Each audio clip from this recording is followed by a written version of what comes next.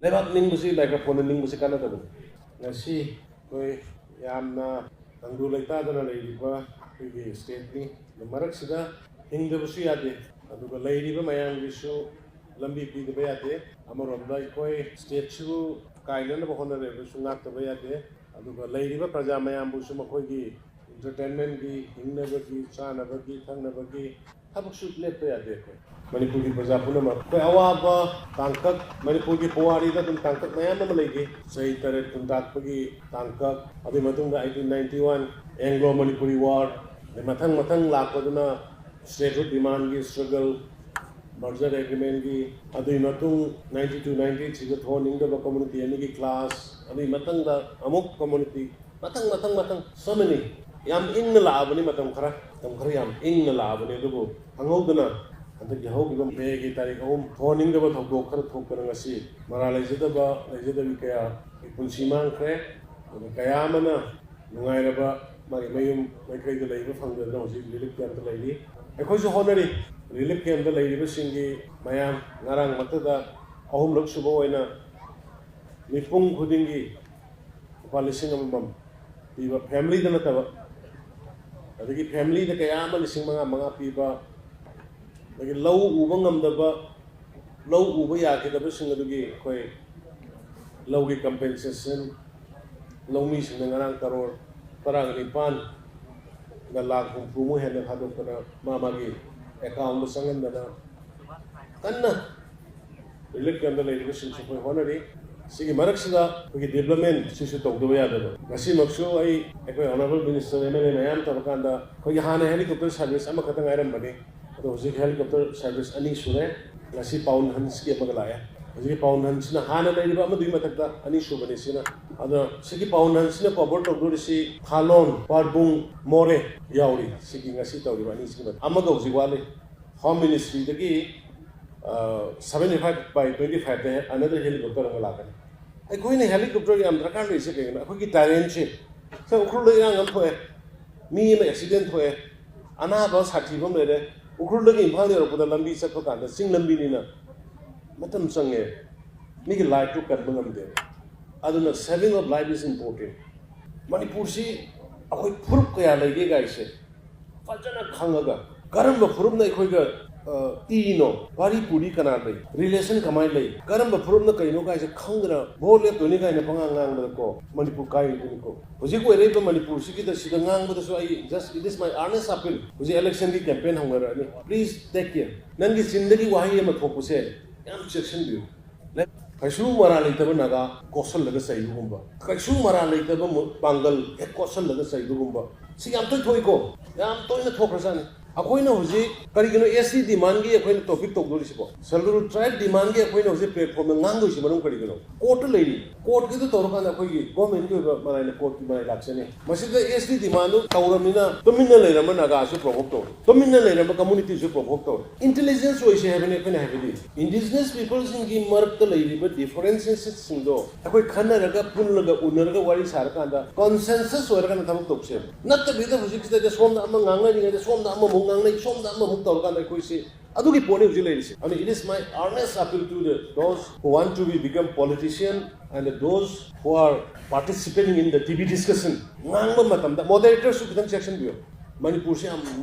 yamna kali haisira saki situation am da leibili yam wana tasan lakar sane go to hills gaina tawra ga tawse yam wana sang bayani yaroi tawbayani yaroi development tawbayani yaroi adu tawra go to village ga tawse only through development, emotional attachment, Manipur oneness lakhiba, porkiba. Sigi pon mayam se koi am kumna. Hosiki present situation se kari do. We are affected by whom? Drugs, poppy plantation, illegal immigrant after 1961. 1961 ki matung da lakho dubuni ko illegal immigrant har se. Not as a whole. Sigi pot mayam se matsa khaina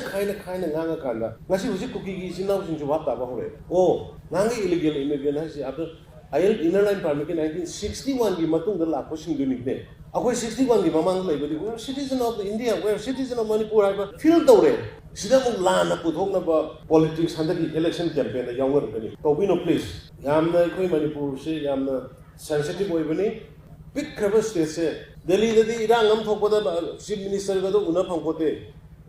ꯑꯩꯈꯣꯏꯗꯤ ꯏꯔꯥꯡ ꯑꯃ ꯊꯣꯛꯄꯗ chief ꯃꯤꯅꯤꯁꯇꯔꯁꯦ ꯋꯧꯔꯅ ꯀꯣꯏꯁꯤꯜꯂꯦ ꯃꯔꯝꯗꯤ ꯈꯨꯟꯗꯨ ꯄꯨꯂꯞ ꯄꯨꯂꯞ ꯑꯗꯥꯏꯗ ꯂꯣꯏ ꯇꯥ ꯂꯩꯕ ꯄꯤꯛꯄꯅꯤꯅ ꯍꯨꯏꯆꯦꯜ ꯑꯃꯈꯣꯡꯗ ꯂꯣꯏ ꯇꯥꯏꯌꯦꯕ ꯑꯩꯈꯣꯏ ꯏꯝꯐꯥꯜꯁꯦ ꯑꯗꯨꯅ ꯚꯦꯔꯤ ꯁꯦꯟꯁꯤꯇꯤꯚ ꯏꯁꯨꯁꯤꯡꯅꯤ ꯑꯗꯨꯅ ꯑꯩꯒꯤ ꯑꯥꯔꯅꯦꯁ ꯑꯄꯤꯜꯅꯤ ꯏꯂꯦꯛꯁꯟꯒꯤ ꯀꯦꯝꯄꯦꯟ ꯍꯧꯅꯔꯛꯄꯗꯁꯨ ꯇꯤꯚꯤ ꯗꯤꯁꯀꯁꯟ ꯇꯧꯕꯤꯔꯤꯕ ꯑꯈꯪ ꯑꯍꯩ ꯃꯌꯥꯝꯅꯁꯨ ꯉꯥꯡꯕ ꯃꯇꯝꯗ ꯑꯣꯔ ꯃꯦꯟꯂꯤ ꯃꯦꯗꯤꯌꯥ ꯍꯥꯎꯁ ꯑꯣꯅꯔꯁꯤꯡꯅ ꯃꯦꯗꯤꯌꯥ ꯍꯥꯎꯁꯀꯤ ꯑꯣꯅꯔꯁꯤꯡꯅ ꯗꯤꯁꯀꯁꯟꯒꯤ ꯇꯣꯄꯤꯛ ꯄꯨꯊꯣꯛꯄ ꯃꯇꯝꯗ ꯗꯨꯁ ꯑꯦꯟ ꯗꯣꯟ ꯊꯝꯕꯤꯌꯣ ꯗꯨꯁ ꯑꯦꯟ ꯗꯣꯟꯁ ꯀꯩꯅꯣ ꯇꯧꯕ ꯔꯤꯇꯥꯌꯔ ꯄꯥꯔꯁꯟ ꯑꯃꯅ ꯃꯥꯒꯤ ꯁꯥꯔꯚꯤꯁ ꯇꯧꯔꯤꯉꯩꯗ ꯃꯥ ꯄ꯭ꯔꯃꯣꯁꯟ ꯐꯪꯉꯛꯄꯒꯤ ꯄꯦꯟꯗꯕꯗꯨꯗ ꯍꯦꯛꯇ ꯆꯩꯔꯅꯤ ꯅꯠꯇ꯭ꯔꯒ ꯇꯧꯔꯀꯥꯟꯗ ꯂꯣꯏꯅ ꯆꯩꯕꯗꯣ ꯑꯗꯨ ꯌꯥꯔꯣꯏ ꯑꯗꯨꯅ ꯑꯩꯈꯣꯏ ꯂꯩꯕꯥꯛ ꯀꯥꯏꯒꯅꯤꯀꯣ ꯑꯗꯨꯅ ꯁꯤꯒꯤ ꯀ꯭ꯂꯤꯌꯥꯔꯤꯇꯤꯁꯤꯃ ꯑꯩ ꯉꯁꯤꯒꯤ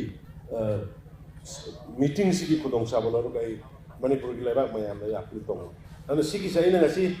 ꯑꯦꯃꯨꯁꯃꯦꯟ ꯄꯥर्क ꯀꯔꯣꯔ 90 ꯆꯪꯕ ꯑꯃ ꯇꯝꯄꯥꯛꯇꯗꯤ ꯁꯪꯒꯥꯈ꯭ꯔꯦ ꯆꯤꯡꯗꯗꯤ ꯌꯦꯡꯈ꯭ꯔꯦꯅ ꯍꯌꯦꯡ ꯇꯧꯔꯛꯀꯅꯤ ꯑꯗꯨꯒꯤꯅꯦ ꯑꯩ ꯍꯥꯏꯔꯤꯁꯦ ꯆꯤꯡꯗ ꯍꯧꯖꯤꯛ ꯐꯥꯎꯕ ꯆꯤꯡꯗ ꯑꯦꯃꯨꯁꯃꯦꯟ ꯄꯥर्क 9 ꯁꯥꯈ꯭ꯔꯦ ꯍꯤꯜꯁꯇ 9 ꯖꯤꯔꯤꯕꯥꯝꯒ ꯀꯩꯔꯥꯎꯒ ꯌꯥꯎꯔꯒ ꯀꯔꯣꯔ 94 lakh 43 crore ꯆꯤꯡꯗ ꯑꯦꯃꯨꯁꯃꯦꯟ ꯄꯥर्कꯅꯤꯀꯣ ꯁꯤꯗꯩꯗ ꯑꯩꯈꯣꯏ ꯀꯩꯅꯣ ꯌꯥꯎꯋꯤ ꯑꯩꯈꯣꯏ ꯐꯨꯠꯕꯣꯜ ꯒ꯭ꯔꯥꯁ ꯀꯩꯅꯣꯒꯤ एस्ट्रोट्रफ यावी सागरेसी जिरीबाम ने कांगकोपी ने उखरुल ने चांदेल ने तमेंगलोंग ने चौचानपुर ने सेनापति ने नोने ने सिंह साइसे करोड़ मरी मखाई चंगना अखोई गिने सिदे मफम अमदा पुन्न साबनी मोय गिने डिस्ट्रिक्ट मंगा तब खाइदोगा साब मींस इन्वेस्टमेंट द हंददे हाइबनी को इन्वेस्टमेंट दो तंपाकी यांग्रब पॉपुलेशन सिगा चिंगी तौरिबदुगा अमदर सिंह थादर 40 crores अदो तंपाक सिगी थादर 40 crores मींस आइना से हाइरे से कइनो नुंसिना से हाइरेदि इक्वालिटी इन डेवलपमेंट अखोई सब मानन सत्पदा अदुगा सेल्फ रेस्पेक्ट अखोई लेबता अदुने लेने मसे पुथोक चरैसे अदुना जे अखोई मतम से याम पामुई हना कन होनबने ओलंपिक पार्क सेंकले इंटरनेशनल स्टैंडर्ड में याम पुन मंगावबने अदगी आदा लेरिबा संगा इकनिक पार्क ट्राइबल सिलनाव संगी कम्युनिटी कुंथ्रा हुंबोय मनी युम सादना पतना अदि उदो मार्जिन गी स्टेचू सगोन ददि जे पृथ्वी दा ख्वाइदगी सिना इवांग वांगबो वय हाइगम दो सगोन गी स्टेचू दा लंबी पाथोर इसे थिंगबिरनो पैसादो इलेक्शन कोड ऑफ कंडक्ट न पीबा यादबगे तौबनी इलेक्शन कंडक्ट हे लोइबगा पैसा हवात सुंदो पिहोरगे अदो लंबी जी सेमाइ बाउसी डबल लेन अजना ओहे लगाइबा सब यादे मरमी सोम लाकदरबा टूरिस्ट मयाम से अरोइबनी अखोई गवर्नमेंट ना प्रजागी खरा होने जरैबसिदा मयाम सपोर्ट तौबियो अदो ngasi mang amisisu mayam support gi ngambani अदो मदम पुनमक्ता अखोई कन्ना यामना टेंशन लेगनो शांति हंजलगनबा नाकल कयादगे कोई honourable union home minister Amit Shah ji की तरफ तगी और honourable prime minister Modi ji की साइड तगी याम कन्ना असोम अखोई कुकी की लेरिबे चिनाव सिंह एमएलए सिंह कोई एमएलए सिंह टीम चतना वाली साबा होरे अदगी हिलेरस कमिटी की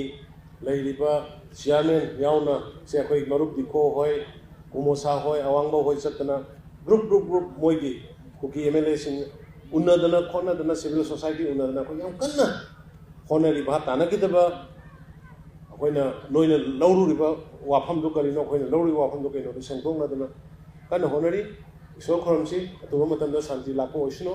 ए वाफम खरसे थमजरगा अमोना ए मरोइना अवांग पोस्टोंगी प्रजा पुनो कोई खरमजरि ने थागसरि थैंक यू जय हिंद